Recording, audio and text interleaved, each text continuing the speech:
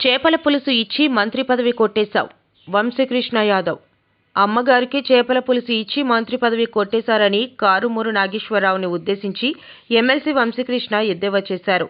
బుద్ధ విగ్రహంలో ఉన్న నువ్వు నన్ను అంటావా అంటూ మంత్రిని ప్రశ్నించారు. మంత్రి అయ్యాక ప్రజల కోసం ఏమి చేశారో చెప్పాలని నిలదీశారు. నిన్న యాదవ బిల్డింగ్ శంకుస్థాపనకు వచ్చిన మంత్రి కారుమూరు తన గురించి ఇష్టం వచ్చినట్లు మాట్లాడారని, నోరు అదుపులో పెట్టుకోవాలని హెచ్చరించారు.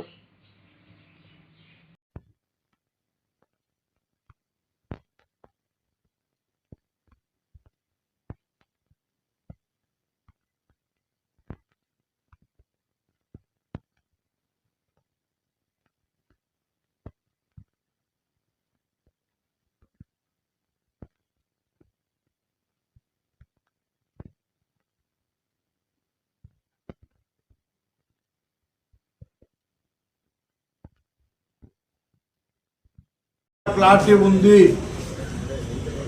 మేము ఎన్ని తీసుకోవాలో, మేము ఎన్ని గెలుస్తామో, భవిష్యత్తులో మేము ఎన్ని పోటీ చేస్తామో, మేము ఎన్ని చేస్తామని మా నాయకుడు మాట వేద్దాం.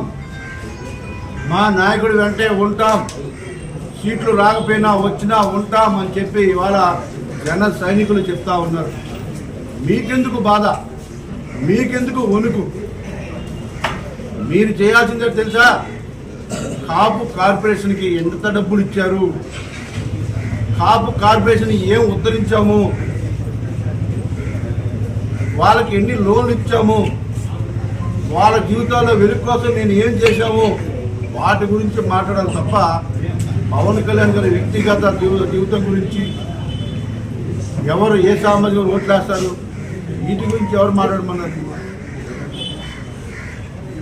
మీకు ఒకటే చెప్తా ఉన్నాం, మీ ఉనికిని ప్రజలు గ్రహించారు.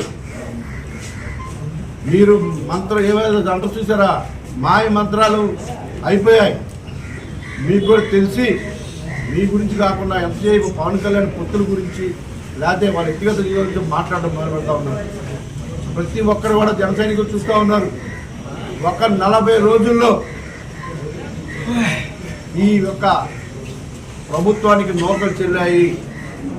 ఇంకెన్ని రోజులు బరాయిస్తాం, ఇంకెన్ని రోజులు చూస్తాం అని చెప్పి ఎదురు చూస్తూ ఉన్నారు. మీరు చెప్తా ఉన్నారు, ఆయన బీసీలకి అయితే పెద్ద పేటేశాం, ఆ పేట మీద కూర్చోడానికి చాలా ఇబ్బందిగా ఉన్నారు. ఏం పేటేశారు? బీసీలని ముక్కలు ముక్కలుగా విడదీసి 56 కార్పొరేషన్లు పెట్టారు. కార్పొరేషన్కి ఎంత ఇచ్చారు చెప్పండి ఈ మంత్రులు? ఏ కార్పొరేషన్కి ఎంత డబ్బులు ఇచ్చారు? ఆ కార్పొరేషన్ ద్వారా ఆ సామాజిక వర్గానికి మీరు ఏం చేశారు? ఒక్క కార్పొరేషన్కి ₹1 ఇచ్చారా? అసలు ఆ కార్పొరేషన్ చైర్మన్ల పాపము ప్రజలకు వస్తున్నారా? భయపడి వాళ్ళు ప్రజలకు రావట్లేదు.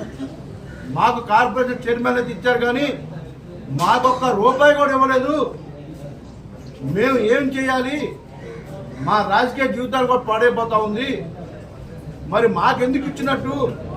మా సామాజికం ఎదురు చూస్తూ ఉన్నారు. యువతకి ఉపాధి కల్పన కావాలి, ఏదో కార్లు పెట్టుకుంటాం, లేకపోతే ఏదో షాపులు పెట్టుకుంటాం, ఏదైనా చేసుకుంటాం, ₹1 కూడా ఇవ్వలేదు. మరి ఈ కార్పొరేషన్ ఎందుకు పెట్టినట్టు అని చెప్పేసి వాళ్ళు అడుగుతూ ఉన్నారు. ఈ మాట్లాడే మంత్రులు వాళ్ళ గురించి అడగండి. ఎస్సీ కార్పొరేషన్కి ఎంత డబ్బులు ఇచ్చారో అడగండి. బీసీ కార్పొరేషన్కి ఏమైనా ₹1 ఇచ్చారో అడగండి. అవన్నీ వదిలేసి ఏదేదో మాట్లాడుతూ ఉన్నారు. మీకు ఇప్పటికన్నా బుద్ధి లేకపోతే సరే, మేము బీసీలకు అంత చేశాం ఇంత చేశాం అన్నారు.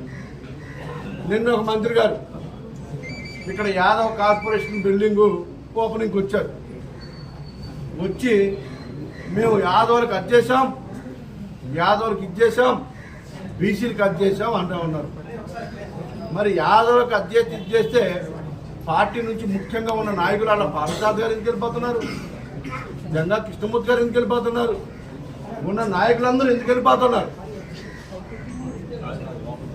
ఇప్పుడు ఉన్న వాళ్ళందరూ కూడా వాళ్ళు రెండోసారి పోటీ చేస్తే స్ట్రాంగ్ అవుతారు. ఎస్సీ ఎస్టీ సోదరులకి 2 సార్లు ఒకే చోట అవకాశం ఇస్తే వాళ్ళు స్ట్రాంగ్ అయిపోతారని వాళ్ళందరూ కూడా మార్చేస్తూ ఉన్నారు. ఇప్పుడు నేను అడుగుతా ఉన్నా, ఎక్కడైతే యాదవులకి మీరు ఎమ్మెల్యే సీట్లు ఇచ్చారో అక్కడ ఒక చోట కూడా గెలిచే అవకాశం లేదు. ఒక్క చోట కూడా గెలిచే అవకాశం లేదు. అందుకే మీరు సీట్లు ఇచ్చారు. గెలిచే అవకాశం లేదు కాబట్టి మీరు సీట్లు ఇచ్చారు.